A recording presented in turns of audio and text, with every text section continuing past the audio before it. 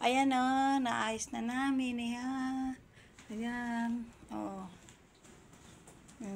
Ayos na. Ito yung cabinet. Si Habi nag-assemble. O.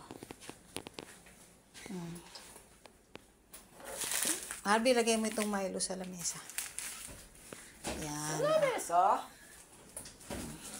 Galing ni Harvey. Itong maleta na iuwi namin mamaya.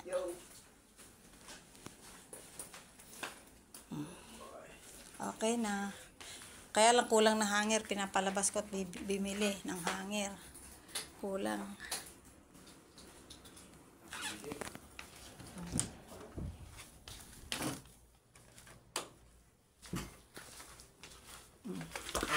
Ayan o. Kahanger na yung mga ibang damit niya.